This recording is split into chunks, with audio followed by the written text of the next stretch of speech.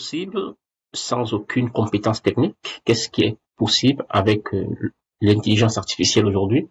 C'est de créer des solutions comme celle-ci et se donner la possibilité effectivement éventuellement de pouvoir présenter un produit. Vous voyez une activité, ça c'est une application. On n'a pas eu on a aucune compétence, hein, ça il faut le dire hein, clairement.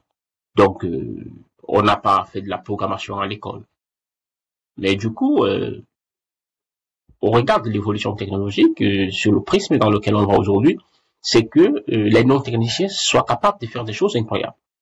Ça veut dire que puisque l'intelligence artificielle est en train de s'harmoniser à tous les secteurs d'activité, il est possible que demain, on puisse programmer une opération à partir, bien entendu, c'est-à-dire qu'un médecin soit même capable de pouvoir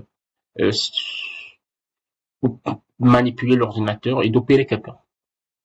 Alors, comment je l'explique? Je l'explique toujours comme ça, de cette manière. Ça veut dire quoi? Ça veut dire que, de manière claire et triviale, comme ça, on ne peut pas, à l'ère du numérique aujourd'hui, dire que ce n'est pas possible. Non.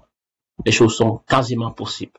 C'est-à-dire, les choses qui n'étaient pas possibles hier, le sont aujourd'hui. Hein. Ça, carrément, hein, je vous l'ai dit. Les choses qui n'étaient pas possibles hier, le sont aujourd'hui. Et vous n'avez aucune idée de l'avancement que cela a. Effectivement. Ça avance tellement plus vite que vous n'avez même pas à comprendre. Alors, ce qui veut dire qu'on n'est plus développeur parce qu'on a fait 3-4 ans à l'université à travers le code. Oui, bien sûr, le code reste indispensable, comme le support de création des gros systèmes, etc. Mais plus pour développer des petits circuits d'application, des petits sites internet. Ah bah oui, on n'a plus forcément besoin d'un développeur chez vous. Tout le monde peut le faire maintenant, juste en suivant des formations, etc. pour le faire au bout de 3-4 mois, devenir, bien entendu, quelqu'un qui peut produire des solutions comme celle-ci aussi rapidement. Donc, alors, le message que je vais passer avec vous aujourd'hui, c'est de partager avec vous cette capacité d'évolution de technologie et qu'est-ce que ça vous dit, vous, dans votre secteur d'activité, de penser à la digitalisation d'un secteur d'activité. Il est super intéressant aujourd'hui de penser à ça. C'est-à-dire que vous avez une activité, mais votre activité peine à se détacher de l'aspect physique, donc de la dématérialisation. Il faut donc passer à cette vitesse aujourd'hui. Parce que les activités qui sont restées saines, sans aucune anicroche, sans perturbation, tôt ou tard, c'est bien sûr, la technologie vous rattrapera. Donc, ça vaut le coup maintenant de se dire, qu'est-ce que je peux faire?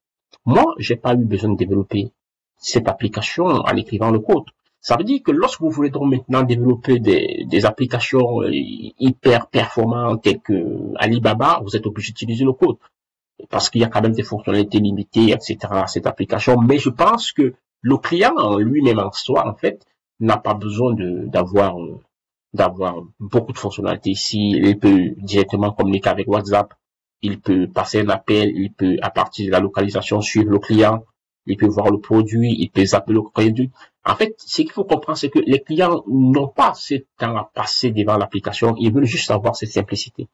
Vous voyez, donc c'est quelque chose de super. Ça c'est, par exemple, quelqu'un qui souhaite vendre les voitures, je ne sais pas ce qu'il manque à cette personne. C'est-à-dire que c'est une application qui résout un problème. Ça, ne l'oubliez jamais. L'objectif d'une application, c'est de résoudre un problème. Et on n'a pas besoin qu'elle soit une application qui va nous casser la tête, etc. Non, pas du tout. On a besoin de juste quelque chose de très facile, manipulable, et on peut ajouter, bien entendu, un produit, etc. Donc, mais tout ça, ça s'est fait sans code, hein, dans tous les cas. L'objectif, c'est de vous dire, des choses sont possibles aujourd'hui. Sans code, on peut réaliser des choses super intéressantes.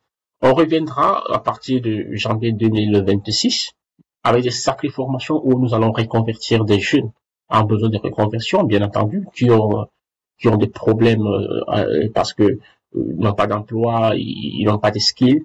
On sera capable de les donner, bien entendu, des solutions comme ça avec clé à la main, capable de proposer des offres de services au cœur des entreprises aujourd'hui et de se positionner. Donc, on se dit à très bientôt pour un autre numéro.